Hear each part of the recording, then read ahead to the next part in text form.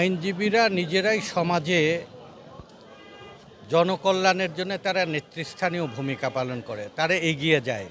বাংলাদেশের অতীতের সকল গণতন্ত্রের লড়াইয়ে আইনজীবীরা নেতৃত্ব দিয়েছে, ত্যাগ স্বীকার করেছে, তারা অবদান রেখেছে। আইনের শাসন প্রতিষ্ঠার জন্য প্রধান স্তম্ভ হচ্ছে বার এবং বেঞ্চ, এবং আইনজীবীরাই সেখানে মুখ্য ভূমিকা পালন করে। পাবনায় যেন আইনের শাসন থাকে, বিচার পায় এবং জনকল্যাণমূলক কাজ হয়, তার জন্যে আইনজীবী সমিতি এই নির্বাচনে বিএনপি এবং জাতীয়তাবাদী ঐক্য পরিষদের মনোনীত প্রার্থীরা এবার বিজয় লাভ করবে। একটা ফ্যাসিবাদের পতন হওয়ার পর উন্মুক্ত পরিবেশে সমস্ত আইনজীবীদের সম্মান রক্ষা করা, এই প্রতিষ্ঠানের উন্নয়ন করা, আইনের সেবাটা যেন মানুষ পায়, কোনো ধরনের জুলুম অত্যাচার যাতে এখানে না থাকে, অরাজকতা না থাকে, সেই কাজটি আইনজীবী সমিতি করবে। আর আইনজীবী সমিতির নেতৃবৃন্দের সাথে সিনিয়র আইনজীবীদের সাথে অতীতে বেশিরভাগ সময়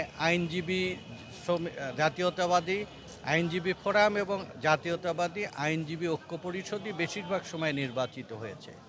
ভোট দেওয়ার স্বাধীনতা ছিল না, অধিকার ছিল না, যে কারণে অনেক সময় তাদের জনসমর্থন থাকার পরে রিফ্লেক্ট হয়নি। এবার মুক্ত পরিবেশে সবাই জাতীয়তাবাদী ফোরামের পক্ষে দাঁড়িয়েছে।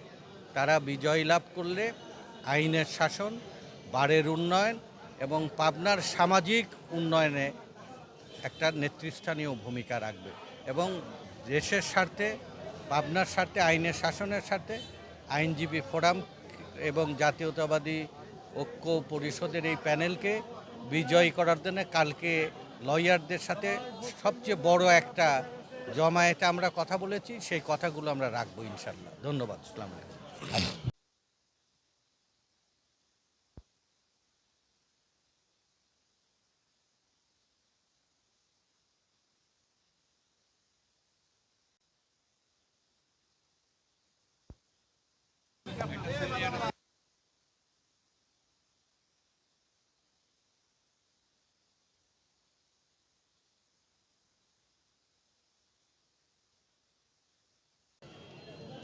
আজকে 2025 সালে পাবনা বার সমিতির নির্বাচন। এই নির্বাচনে আমি জাতীয়তাবাদী ঐক্য পরিষদের পক্ষ থেকে সভাপতি পদে নির্বাচনে অংশগ্রহণ করেছি।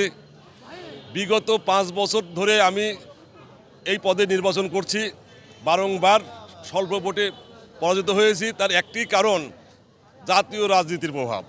এখানে বারটাকে আইনের শাসনটাকে বাকরুদ্ধ করে দিয়ে সে একক নেতৃত্বে এই বারটাকে পরিচালিত করা হতো এবং কাউকে স্বাভাবিক মত প্রকাশের কোনো সুযোগ দেওয়া হয় নাই। আজকে 5ই আগস্টের পরে এই দেশ মুক্ত হয়েছে এবং সবাই স্বাধীনভাবে কথা বলার সুযোগ পাচ্ছে এবং তাদের ভোট প্রয়োগ করার সুযোগ পাচ্ছে, যার কারণে স্বতঃস্ফূর্তভাবে সকল সদস্যগণ এবার ভোট প্রদানে অংশগ্রহণ করছে এবং তারা স্বাভাবিকভাবে ভোট দিতে পারছে। এই কারণে আমি বিশ্বাস করি এবার আমি বিপুল ভোটে বিজয়ী হব। এবং শিমুল ভাই এক মিনিট। শিমুল ভাই, আসসালামু আলাইকুম। 71-এর মুক্তিযুদ্ধ, 90-এর গণঅভ্যুত্থান, জুলাই আগস্টের গণবিপ্লব এবং এই রক্তক্ষয়ের মধ্যে দিয়ে যে বাংলাদেশ গড়ে উঠেছে, বাংলাদেশের মানুষের বিবেক হলো আইন অঙ্গন।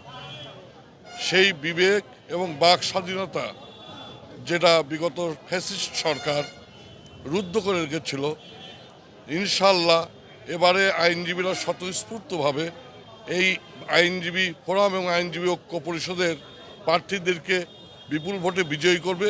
আমরা বিজিত হলে প্রথমে এখানে একটা আইনের শাসন প্রতিষ্ঠা করব এবং এই বারে যে একটা জিম্মি দশা ছিল, আইনজীবীরা আজকে জিম্মি দশা থেকে মুক্ত মনে, মুক্তভাবে, স্বাধীনভাবে ভোটাধিকার প্রয়োগ করতে পারছে।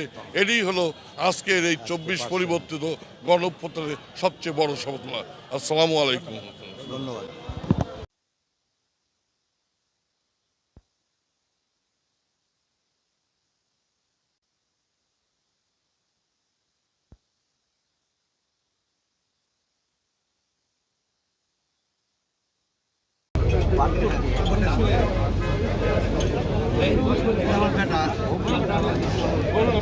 রাশেদ মিস্ত্রি